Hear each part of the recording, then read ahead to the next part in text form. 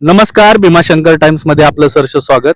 आपण आहोत आता घोडेगाव येथील घोड नदीच्या पात्रामध्ये आणि या घोड नदीच्या पात्रामध्ये ग्रामपंचायत घोडेगावने पुन्हा कचरा टाकण्यास सुरुवात केलेली आहे. काही दिवसांपूर्वी घोडेगावच्या व्हॉट्सअपवर बॅनर फिरत होता. त्यामध्ये कचरा कोणते तरी काळे आहेत त्यांनी त्या शिंदेवाडी पिंपळगाव हद्दीत कचरा टाकण्यासाठी जागा दिली होती. त्या भागात कचरा टाकणार म्हणून असं ग्रामपंचायत त्या बॅनरद्वारे सांगत होती. परंतु या घोडेगावमध्ये आजपासून पुन्हा घोडेगाव ग्रामपंचायतने या घोड नदी पात्रामध्ये कचरा टाकलेला आहे आणि या ठिकाणी ग्रामस्थ आहेत.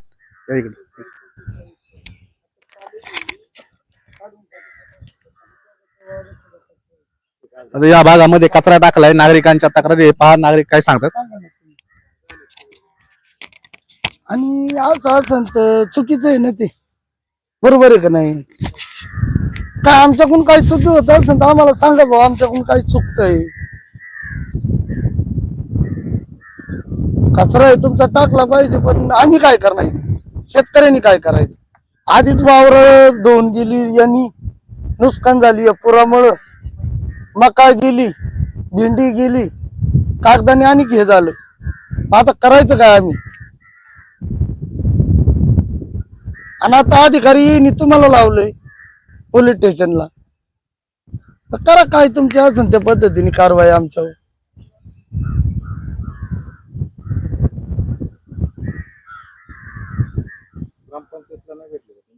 अहो ग्रामपंचायत येतच नाही खाली माऊली. अहो पण ते काय करतात, चोरून गाडी. आता त्या दिवशी मी सकाळी साहेब जेवलो सुद्धा नाही. मी 7 वाजता इथं त्यांची 8 वाजता गाडी धरली. ऐका ना माझं, ऐका ना माऊली.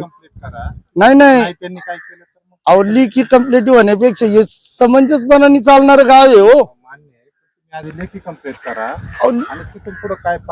घोडेगावची गाडी येते ती काळेवाडी दरेकरवाडीची सुद्धा गाडी, ते सुद्धा कचरा इथं येतो. सांगा बरं साहेब, आम्ही काय करायचं? जे काय असेल ना लेखी तक्रार करा, म्हणजे वरिष्ठांना बोलता येतं. काय होत आणि ते समोर येत नाही आणि तुमचा दाखा आम्हाला दाखवणार. ठीक आहे, काय आम्ही काही पुढे चोऱ्या नाही केल्या.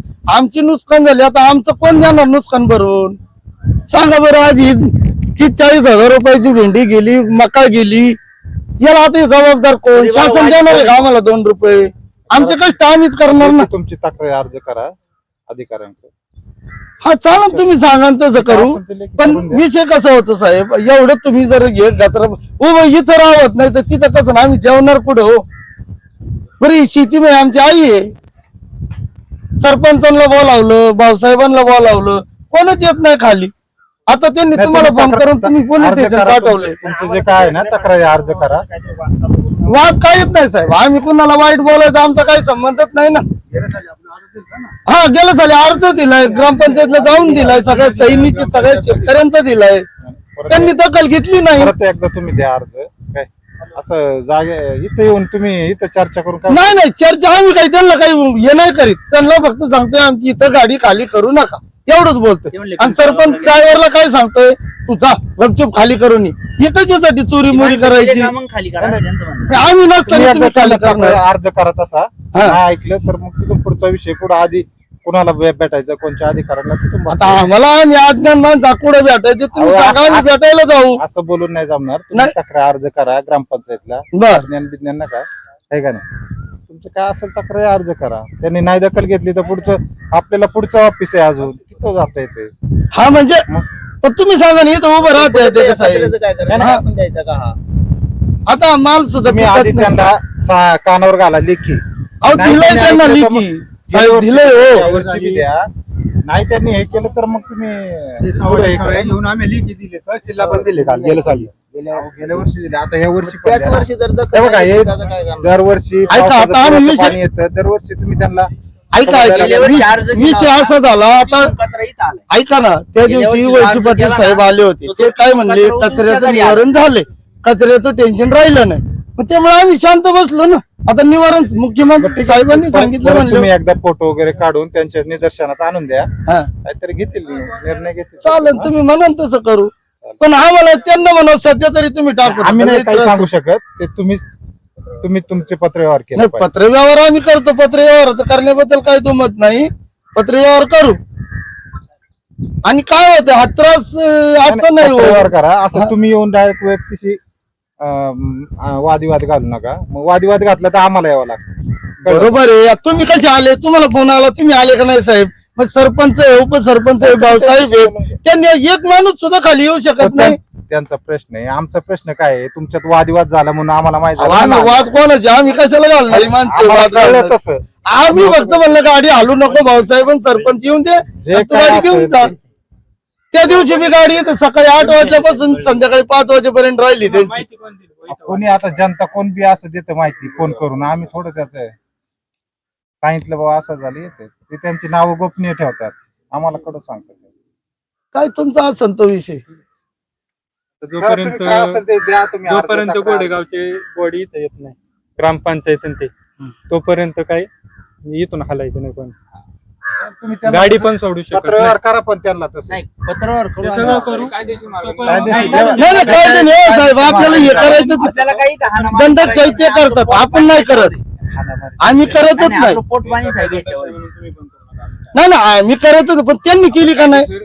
तुम्ही सांगा, मी 8 वाजल्यापासून बसलेला माणूस, संध्याकाळी 6:30 वाजले तरी गाडी तो गाडी इथं होती, आम्ही घरी गेलो, आणि गाडी घरी गेलो आणि मग गाडी घेऊन गेले ते, गाडी आणि त्यांचं परत म्हणणं आम्ही आहे- गाडी खाली केली. बरं का आज साहेब? कशासाठी? त्यांचं म्हणणं आहे माणसं गेली का मग गाडी आता आणा. तुम्ही हो साहेब, तुम्ही आले आम्हाला समजून असं सांगितलं, नाही आम्ही निघून म्हणलं जाणार, पाहिजे. बरोबर का नाही? तुम्ही बी जाणार, बरोबर.